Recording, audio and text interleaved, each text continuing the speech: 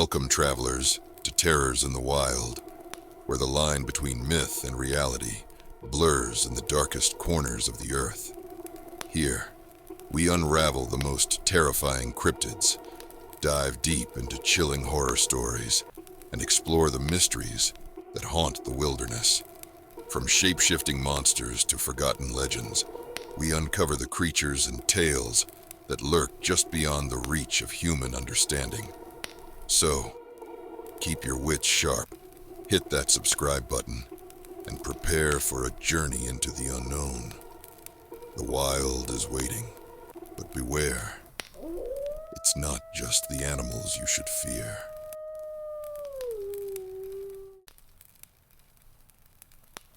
The rain battered the cracked pavement of Black Hollow, a forgotten town where the streetlights flickered like dying fireflies. Ex-Army Lieutenant Daniel Crowne stepped off the Greyhound bus, his duffel bag slung over his shoulder, and inhaled the damp, musty air. It had been 10 years since he last set foot here. 10 years since the war, since the fire, since the thing that had taken everything from him. He wasn't here to visit old friends. He had none left. A letter had arrived at his rented cabin in Montana 2 weeks ago, scrawled in jagged, frantic handwriting. Lieutenant Crowne, please. It's happening again. The Hollow Man has returned. No name, no signature, just an address he recognized, the Wilkes farm, where it all started. Daniel adjusted the revolver at his hip and walked toward the town's dark heart, unaware that something watched him from the shadows. The Wilkes farm sat in eerie silence, an old beast slouched against the dying land. Daniel had seen abandoned places before, but this wasn't just empty. It was wrong.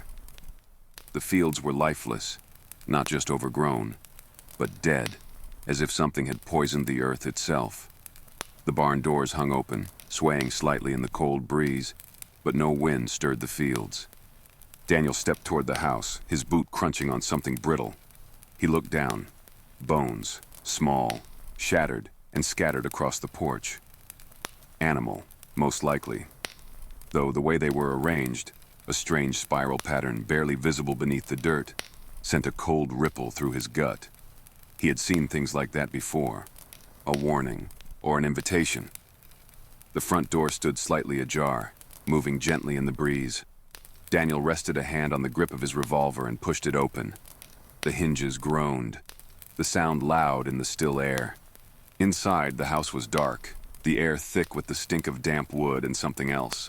Something sweet, like rotting fruit, but sharper, with the coppery bite of blood. His boot stuck slightly to the floor as he walked. The boards groaned under his weight, echoing through the hollow space. He stepped into the kitchen and stopped. The table was covered in blood. It had dried in long, black rivulets down the legs, pooling on the floor beneath. The chairs were overturned, one of them shattered. A deep, clawed gash marred the wooden surface of the table, like something had dug into it, or into whatever had been lying on top. Flies buzzed lazily in the dim light. Daniel moved slowly, carefully, scanning every corner, every shadow. His breath was steady, controlled. He had seen worse, in war, in the years after. But there was something here, something unseen, pressing against the edges of his mind. A sound, so soft he almost missed it. A whisper. His grip tightened on the revolver. The whisper came again, curling around him like smoke, threading through the air, slippery and wet. Lieutenant. The voice was not human. It carried a strange resonance, as if layered, as if something else spoke beneath it. Daniel turned sharply toward the sound, but there was nothing there. Just the kitchen. Just the blood. Just the darkened doorway leading deeper into the house. The shadows stretched strangely along the walls, flickering unnaturally, moving even though nothing cast them. Then, the laughter started. Low at first, like a breath caught in a throat. Then louder, jagged and uneven, a sound that seemed to scrape against the inside of his skull. It was a laugh he remembered, a laugh that had haunted his dreams for 10 years. Daniel lifted the revolver, his heart hammering. The Hollow Man was here. 10 years ago. The mountain village was silent. Too silent. Lieutenant Daniel Crowne crouched behind a crumbling stone wall, his rifle steady in his hands. The rest of his unit, 5 men, hardened soldiers, moved with practiced efficiency through the remains of what should have been a bustling Afghan settlement. But there was no movement, no distant wails of children, no murmurs of hidden voices behind closed doors. Just the wind, dry and hollow, whispering through empty homes, and the bodies. Daniel swallowed against the bile rising in his throat. He had seen death before, but not like this. Not this. The villagers weren't just dead, they were wrong. Their bodies were twisted, as if they had been turned inside out. Their flesh contorted in impossible angles, rib cages bent outward like grotesque flowers in bloom.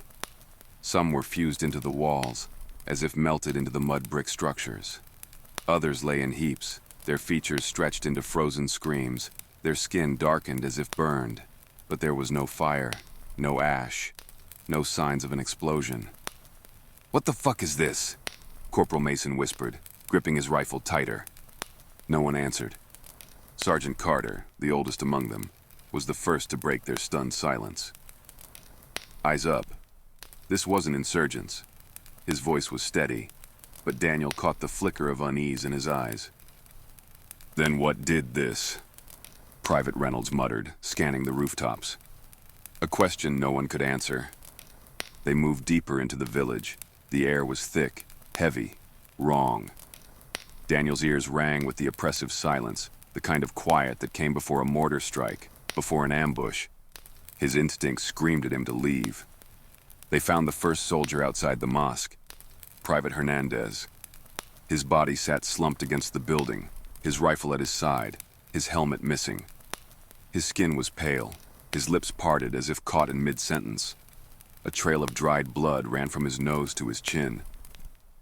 Daniel approached carefully, kneeling beside him. He reached for the soldier's neck, 2 fingers searching for a pulse, though he knew it was pointless. Hernandez's head jerked violently, his mouth opened wide, wider than humanly possible. Daniel stumbled back, his rifle rising instinctively. A voice, wet, guttural, layered, slithered from Hernandez's throat. "Lieutenant." Daniel froze. That wasn't Hernandez's voice. It was something else. The soldier's eyes snapped open, black pits of endless void.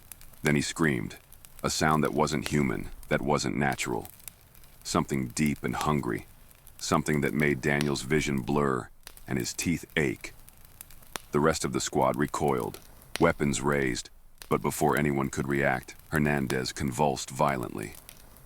And then collapsed, his body crumbling like dry paper. A hushed wind rushed through the village, as if the earth itself had exhaled. And then the shadows moved. Not the normal shifting of light and shape, but something deliberate, something aware. Sergeant Carter turned sharply. "Go!" They ran. Gunfire erupted as something flickered through the alleyways, something formless, something fast. The radio crackled with static, then a voice. Hernandez's voice, but twisted, distorted. "Where are you going, Lieutenant?" Daniel's heart slammed against his ribs as he ran. He heard Reynolds screaming behind him, but when he turned, the private was gone. Just gone. The remaining soldiers reached the outskirts, but something was waiting for them. A figure stood in the dirt road, wrapped in shifting shadows, its form flickering like a mirage. It was tall, too tall, its limbs stretched and wrong, its face. Number not a face, a hole. A jagged, gaping wound where a mouth should have been, darkness pouring from it like an open grave. Daniel raised his rifle. His hands trembled. The thing laughed. Not from its mouth. It had none. But from everywhere. The sound slithered inside their skulls, thick and suffocating, like drowning in oil. Reynolds screamed again, but it was cut short. He dropped his weapon, his eyes rolling back as blood dribbled from his ears. He collapsed, convulsing violently before going still. Daniel fired. Bullets ripped through the thing's shifting form, but it didn't flinch. The shadows writhed, thickening, stretching toward them. Mason and Carter didn't hesitate. They opened fire, but the creature just absorbed it. Then it moved. One moment it was distant, the next it was there, inches from Carter. The sergeant let out a choked gasp before his body twisted violently, his limbs bending at impossible angles. Bones cracked, his skin blackened, his mouth frozen in a silent scream. Then he was gone. Mason turned and ran. Daniel stood frozen, his breath ragged. The thing tilted its head toward him, as if studying him. Then it spoke, or rather the air around him vibrated with its words. Heavy, ancient, inside his head, rather than through sound. "Not yet, Lieutenant." The world blurred. Pain exploded in his skull. And then, darkness. Daniel awoke hours later, alone in the desert. No village, no bodies, no blood. Just endless sand stretching toward the horizon. His radio crackled. "Lieutenant, come in. This is command. What's your status?" Daniel pressed the transmitter to his lips. "They're all gone." Silence. Then finally, "Who's gone, Lieutenant?" He closed his eyes. "Everyone." Present day. Chapter 4. The Monster Hunter. Daniel Crowne had never planned on becoming a hunter. After his discharge, he had tried to live a normal life. He had gone back to his hometown, a quiet place in Montana where the biggest concerns were the weather and the price of gas. He had tried to rebuild something that resembled the life he had before the war, before the Hollow Man, before he had seen things that made the worst battlefields look merciful. It hadn't lasted. The nightmares came first. At first, they were scattered memories of that night in the village, the twisted bodies, the laughter echoing in his head, the feeling of running, but never getting far enough. Then the dreams changed. He saw other places, places he had never been, people he had never met. He saw a woman in a farmhouse standing in front of her child's empty crib, her face pale with horror. A sheriff walking into a slaughtered church congregation, his hands shaking as he reached for his radio. A highway patrol officer finding an abandoned car on a stretch of road where no one ever returned. Each time, the Hollow Man was there, lingering in the shadows, watching, waiting. Daniel woke up drenched in sweat, heart hammering, hands gripping for a weapon that wasn't there. He started keeping his revolver under his pillow. But it wasn't just dreams. The world itself felt different now. He caught things in the corners of his vision. Shapes that vanished when he turned, shadows that stretched the wrong way. Electronics glitched when he got too close. Radios hummed with static, and sometimes, if he listened closely, he swore he could hear the laughter again. It wasn't over. It would never be over. So he started looking. He combed through news reports, piecing together disappearances, unexplained massacres, towns wiped off the map with no logical cause. The world didn't like talking about things that didn't make sense. It brushed them under the rug, labeled them as gas leaks, wild animal attacks, missing person cases that would never be solved. But Daniel saw the patterns. The Hollow Man moved in cycles. It never struck the same place twice in quick succession. It fed on suffering, sought out places already drenched in pain, ghost towns, disaster sites, homes where tragedy had struck. It made its nest in the echoes of loss, and once it was done feeding, it moved on, leaving nothing but silence in its wake. And sometimes, rarely, there were survivors. Broken people. People who spoke in hushed tones, who never went out at night, who kept their curtains drawn and their doors bolted shut. Some had seen the Hollow Man directly and lived, though living was a generous term. Daniel sought them out, tracked them down. He learned how they had escaped, what they had witnessed. Most had no answers, just fear. Some had taken drastic measures, salt circles around their homes, mirrors covered, candles burning at all hours, desperate to keep the darkness at bay. And one of them, a woman in New Orleans, old and half-blind, her voice thick with the weight of too many stories, told him what he needed to know. "You don't kill things like that," she said, rocking slowly in her chair, the scent of burning sage thick in the air. "You send them back." "How?" Daniel had asked. The old woman smiled, but there was no warmth in it. Just knowledge and exhaustion, and the kind of certainty that came from surviving too long. "You burn what it's touched. You poison the shadows it walks in. You carve its name into steel and make it bleed." It wasn't just folklore, it wasn't superstition. It was a strategy. So Daniel armed himself. He tracked down every strange, ancient ritual he could find, tested everything that had the faintest chance of working. He found something, an oil, thick and black, seeping from the earth in places where the Hollow Man had been. He found traces of it in an abandoned mine in West Virginia, in the ruins of a village in Mexico, in the wreckage of an old asylum where every patient had vanished overnight. When he dipped a bullet in that oil and fired it at a shadow moving unnaturally in an alleyway, the thing screamed. That was when he knew he had found something real. His revolver wouldn't kill the Hollow Man, but it could hurt it. And sometimes pain was enough.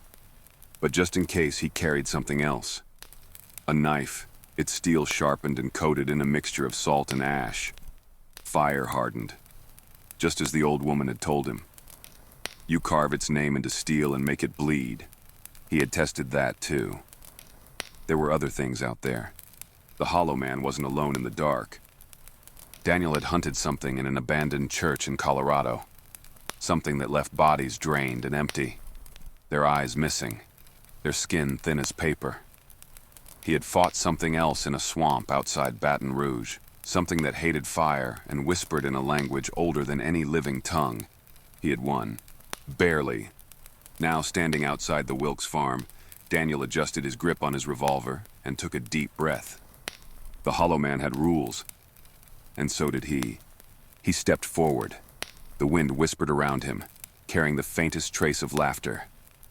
The hunt was on.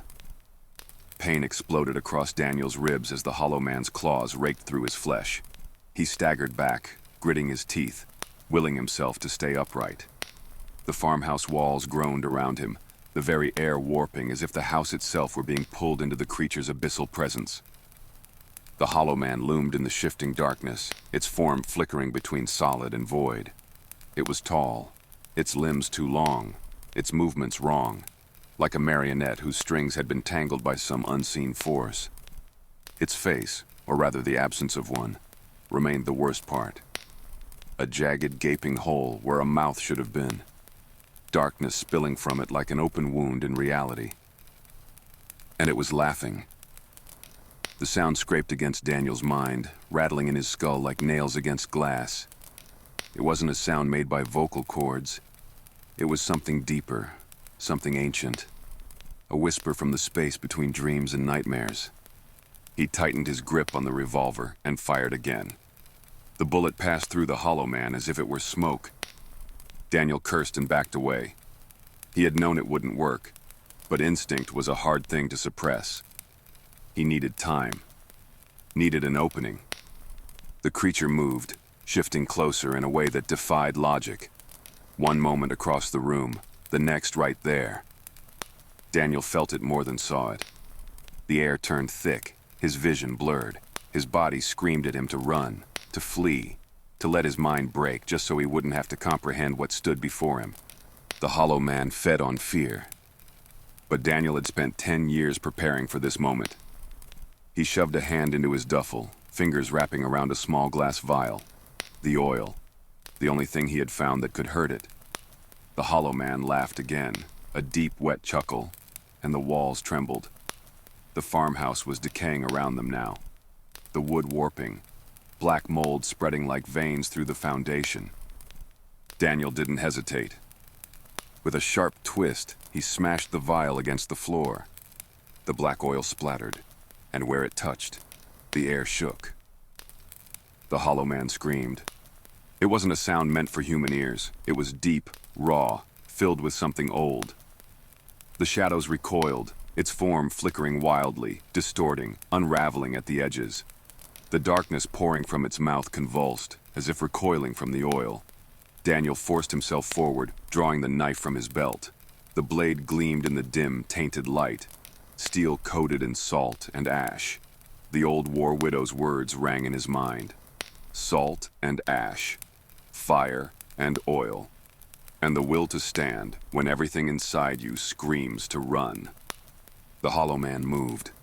It lashed out, its shadowy tendrils slicing through the air, but they faltered, weakened by the oil's presence. Daniel seized the moment, lunging forward. He drove the knife into the hollow man's chest. For the first time, the creature reacted. It let out a sound that wasn't laughter, wasn't amusement, but pain. The shadows around it shuddered, its form twisting violently. Smoke poured from the wound, curling in the air like dying embers. Daniel twisted the knife deeper. The hollow man shrieked, a banshee's wail that rattled the windows and made the walls crack. The farmhouse trembled, the floor beneath them buckling. The shadows thickened, folding in on themselves. The hollow man's form began to collapse, its limbs contorting, its body imploding as if being dragged into some unseen void. And then, silence. Daniel staggered back, gasping for breath. The air felt lighter, the suffocating weight of the hollow man's presence suddenly gone. The farmhouse was falling apart. The walls cracked, the ceiling groaned, the very foundation seemed to exhale, as if relieved to be free of what had taken root inside it. Daniel forced himself to move. His body ached, his side burned where the hollow man had raked him, but he ignored it. He stumbled outside just as the house collapsed behind him, sending a cloud of dust and debris into the night air. He turned, watching the wreckage, waiting, heart pounding. Nothing moved, no whispers, no laughter, no wrongness. The hollow man was gone, or at least gone for now. Daniel let out a slow breath, wiping the blood from his knife. He knew better than to believe it was over. Things like the hollow man didn't die, but they could be sent back. And he would be waiting when it returned. The war wasn't over. It never would be. But as long as monsters walked the earth, he would hunt them. As this story ends, remember, out here in the wild, the terrors never truly vanish. They're always watching, waiting. If you dare to face them again, hit subscribe and turn on notifications. You never know when the next nightmare will find you. Until then, stay safe or stay scared.